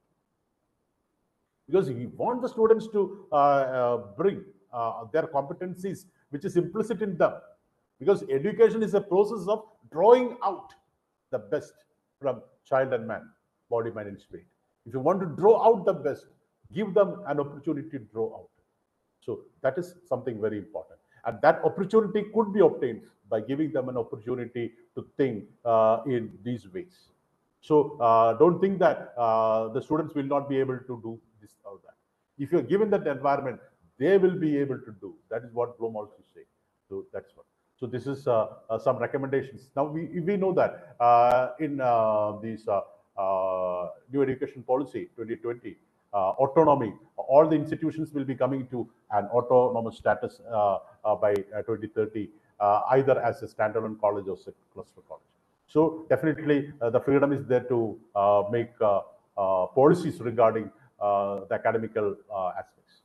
So so definitely when we are planning for questions, you can have some your academic council can have some policies that okay, at least this 40 questions from lower order thinking skills. 40 is only a hypothetical number that I put. That is just to bring them below 50%. Because don't take all the questions to higher order thinking skills, because the conceptual knowledge is also tested. So 40 questions at a lower order, and placing the rest of the questions at the higher order or something like that. You can have policy, or you can even have a little more granular policy that what percentage should be there from different levels. That also you can do. So this is how this should work. So now I would like to put some questions because such a long time you were hearing me. I would like to put some questions to you. So what is the level of learning? What is the level of learning connected to this scenario? What is the level of learning connected to this scenario? You can put it in chat. Because we have got different levels. Knowledge, that is remembering, understanding, applying, analyzing, evaluating, creating. You can put it as K1. K1 for first level, remembering. K2 for understanding. K3 for applying. K4 for analyzing. K5 for evaluating. K6 for. So that will be easy for you to give your answers. Let me log into this.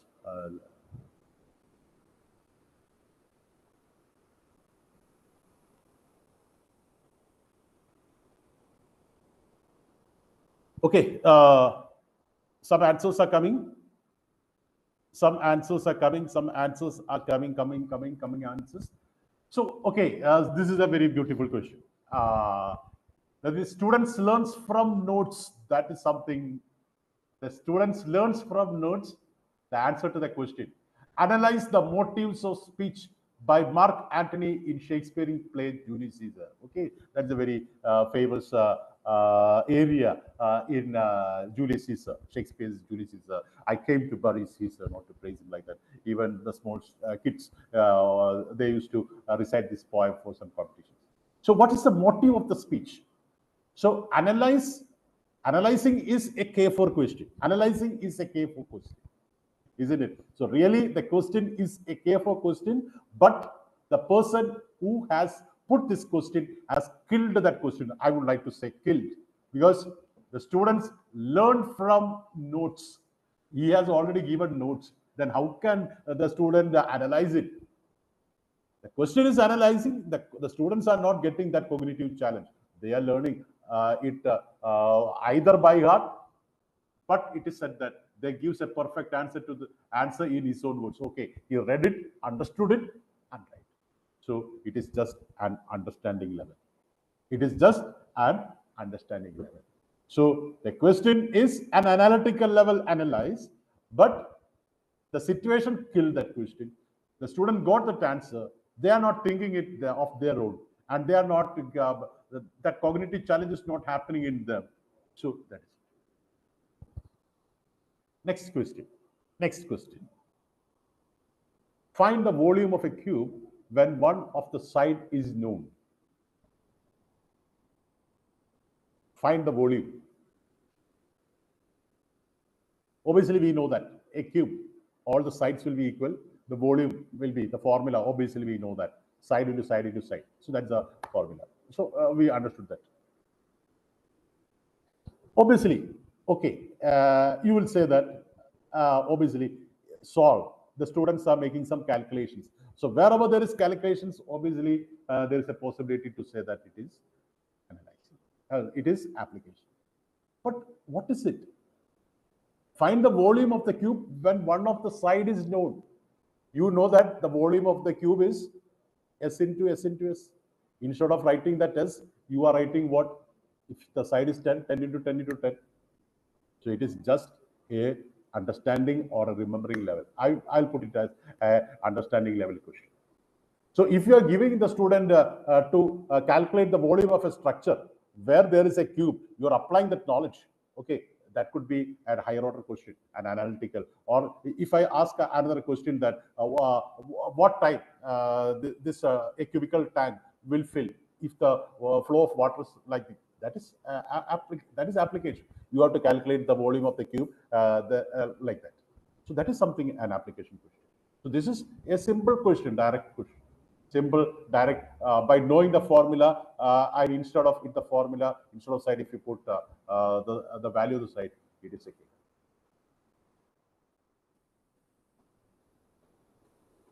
The student is asked to conduct an experiment. Okay, salt analysis of water experiment, and examine the result. So you have to genuinely do the experiment, isn't it? Yeah. If I am giving a salt exam, let the scenario is the salt exam. You are just giving the salt by just smelling the salt or something. You will not be able to write it. So you have to do the spelling also. Okay, order is important, but color is important. Like that, you have to do a lot of things.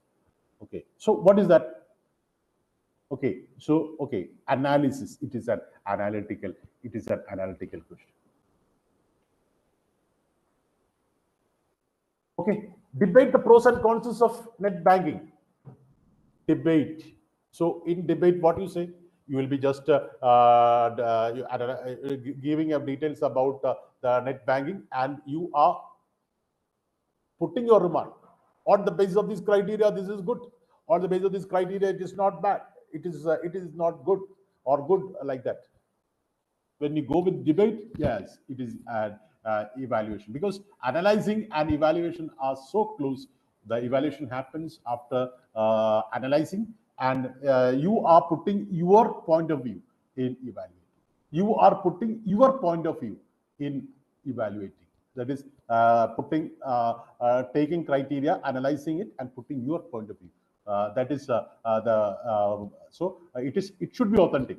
Your evaluation become authentic only when you have a thorough evaluation. So it is match the following invention and inventors. Matching. This invention, inventor. Book, author. Like matching books and author, invention, and so what is that? Only keyword. If I ask mention two books written by William Shakespeare, you can say that Macbeth, Julius Caesar. Even without reading that, or even without understanding the theme of that, you will be able to answer. Okay, even without knowing the details of the invention, you will be able to match. So, this okay, this you will say. What is this? Create a new model for classification of learning objectives. We have analyzed it and we have evaluated it. It is not then okay. Create. So you are going with a new one to fix to overcome the shortcomings of this. So we have got a task which you can do.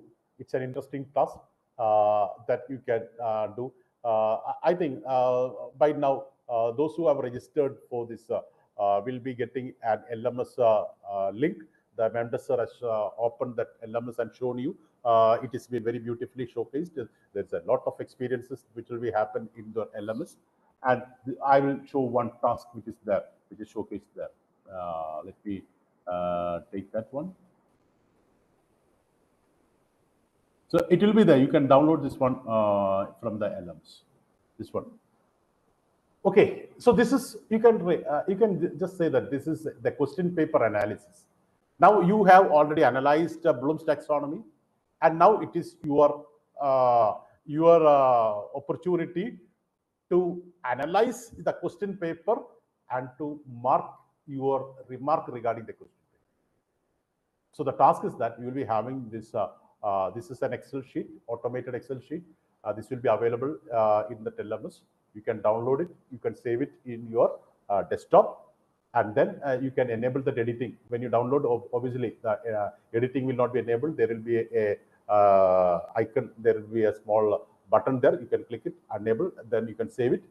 And the task is nothing but you can take a question paper in your subject, probably an university question paper, and in the left side there is a space to enter the marks like this. So here what you have to do is that if the question paper is got different sections, there is no need to enter the section. There is a drop down list. Question A, read the question. By reading the question, now you'll be able to answer whether it is an understanding level or the drop down is there and what is the mark. Okay. Second question. A, it's a remembering question, 2 marks. Again, you can read the third question, which is there in the question paper. Any question paper you can take. The intention is to make you familiarize, to analyze the question in terms of Bloom's taxonomy. That's it. Okay. And okay, it is an understanding level question. If the third question is understanding level, okay, okay, okay. Then next, let it be a B type question. It is something to explain something. To explain something is again an understanding level question. So that is of 5 marks. Then B part. It is again as you are able to ask to find some bug fix some program. So it could be an analyzing question, and it is of 5 marks. So you can keep entering like this. So you can, if there are 20 questions, you can write all the questions. There is that is, even if there is choice, you can enter all the questions. If there are 2 sub questions, all the questions you can enter. And there you can find this. You don't do anything here. The analytics will be given here. You can able to find out what percentage of your questions are 13% are remembering like questions. 56% is understanding question, 31% is analytical questions. Likewise, you can make an analysis of the question paper. And don't forget to write the program here. The program name, probably it can be BCom.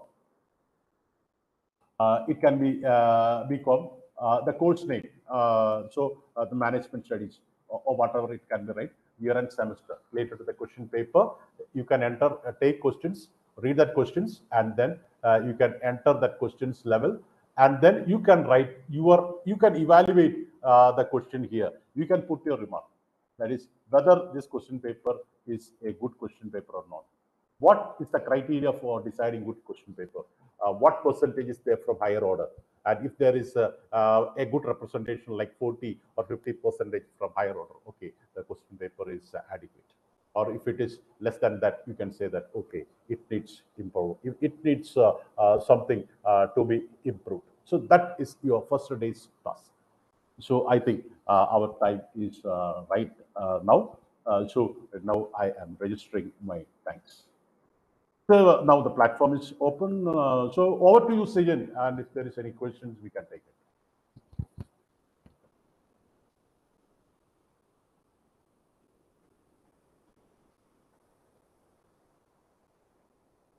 Yes, you can post your questions on the chat, and we'll pick it up from there.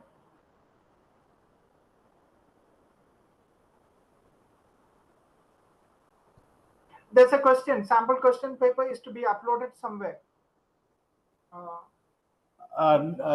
There is no need to upload the sample question paper. You can download the analytical and you can just upload your analytical report. Okay, so we presume that you are an expert, and that will be further analyzed, and we'll be giving that report on the basis of what is the status of the question paper in our higher education system. Consolidated statement will be publishing it. So you can just give that questions. For those who have access to LMS, those who have paid your registration fee for the LMS, you will be having 2 activities today. One is your lesson activity on Bloom's taxonomy, and the second one is the task that which Sunil sir just mentioned to you, that you need to download that, fill up that, so you get your results accordingly, and then you need to upload it back. That's the 2 activities that you have for today.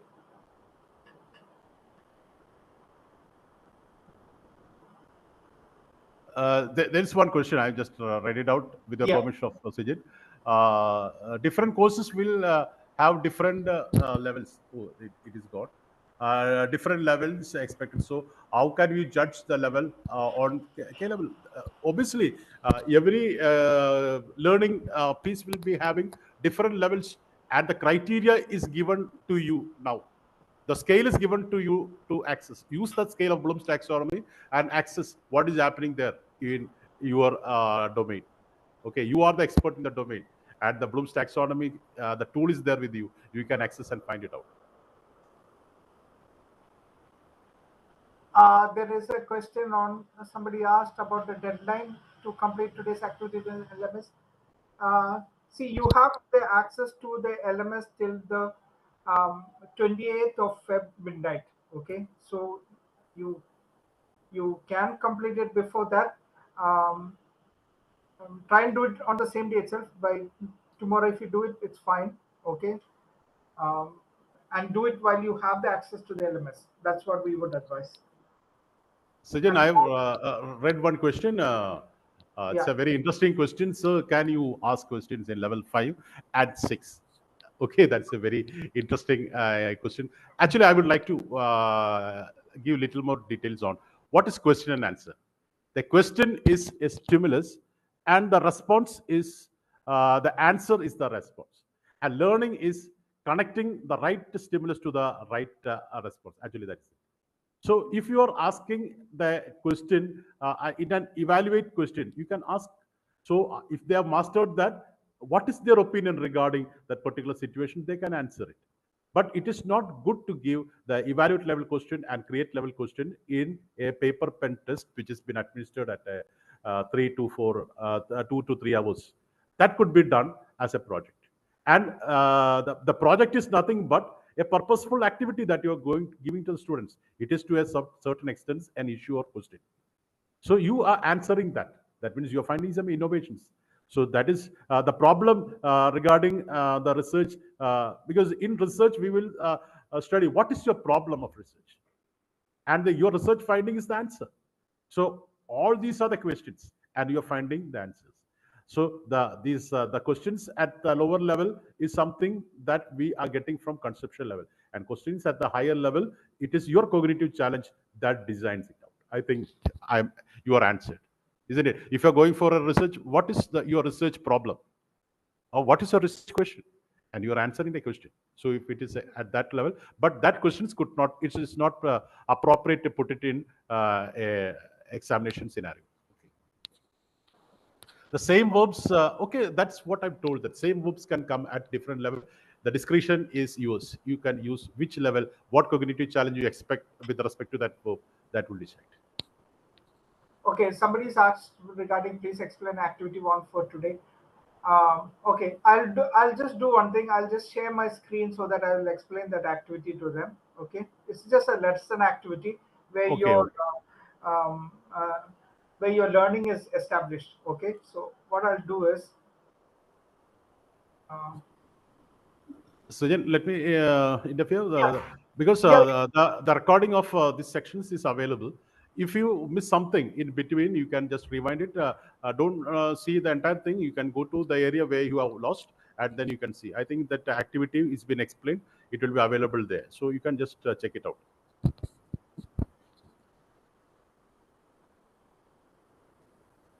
Yeah, I feel that examination we may reach only level 3, the higher thoughts, challenging assignments. Okay, so this is something very interesting.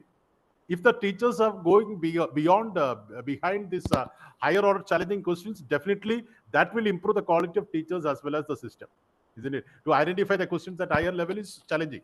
So we will be keeping abreast with the latest to bring it to the class. So the classroom will be always full of innovations, right?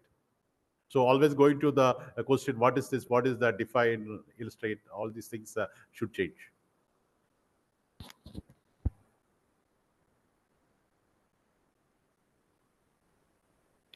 Yeah, both the slow learners is there. That is what in my introductory presentation, anybody can learn if you are giving them the right environment, the prerequisites, and the environment that suits them.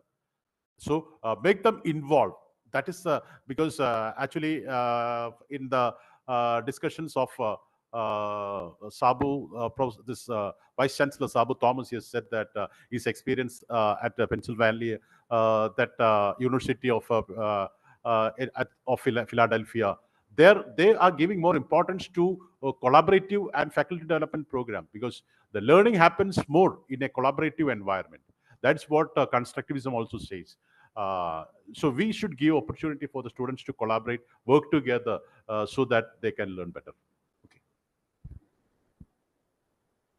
So Sunil, there's some questions from YouTube. Okay, let me just pick them as well. Okay, there's a question for regarding link for LMS. A link for LMS will be given to you in your email. If you're paid for the, you made the registration fee payment, then you will get the details in your element, in your email. Okay, just check that. The email would have come from ftp@ivsolutions.com. You will get the details there. Now, is it possible to set practical questions for labs based on this taxonomy, sir? Obviously, because this spans the entire learning process.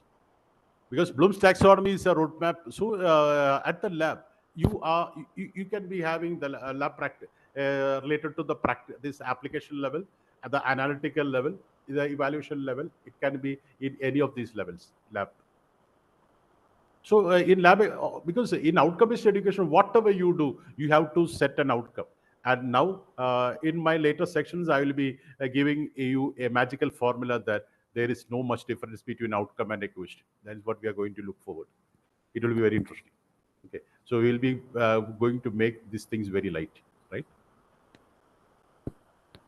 Okay, there's a question on how to pay registration fee. What you need to do is you need to pay this amount to the bank account which is given out here, the chat, and you need to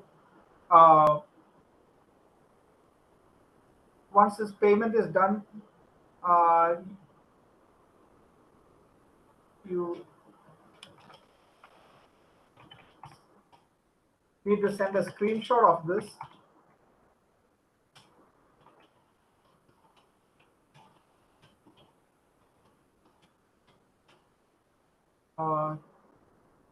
So just a second, there is one question which is asked twice. It's how much percentage of HODs may be used in both UG and PG? I am not giving any particular number, or because that is the discretion of the academic council. It is always better to keep keep the higher order questions to about 40 to 50% level, and try to include application level questions according to the feasibility of the course. Application level and even analytical level according to the feasibility of the course. So I don't specify a number. I think 50-50 could be a better one. Suggestion only, not okay. Okay, there's a question. Will we get certification by online attending also? No, you need to complete those assignments in the LMS to get the certificate. So you need to have access to the LMS first. So you need to make the payment first and get the registration done to get the LMS access. I went reverse on all that. So what you need to do is, you need to make the registration, get the LMS access, get the activities done in the LMS to get your certificate.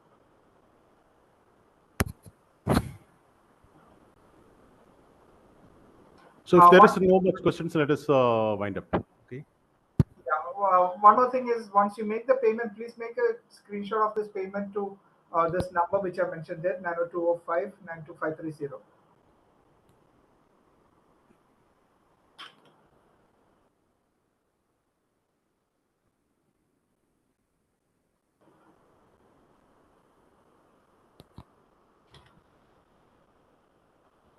Yes, I think the questions on YouTube are over. Okay, Sijan, let us wind up. All right, okay. All right, everybody. Thank you for attending this session. Thank you, Sunil Job, sir, for that wonderful session, informative session on Bloom's taxonomy and the related topics. We will be having the session tomorrow as well. It will start at 7 p.m. sharp. So please be present at 7 p.m. We'll see you all then. I've given you the details for the joining link will be the same for tomorrow as well. So you can use that itself to join. The WebEx link will be the same. So you can join with that link. All right, everybody. Yeah, we will wind up for today. Okay. So thank you all. All right. Thank you. Thank you, Sabu, sir. Thank you, Sunil sir. It was a wonderful session. A lot of information. Thank you. Thank you. Feedback form will be there in the LMS. Okay, so that will be enabled in the LMS, so you can fill up there. So you need to have access to the LMS. All right. Okay, that's all. I think we have taken all the questions. Good night, everybody. See you tomorrow then. Okay, good night. Good night.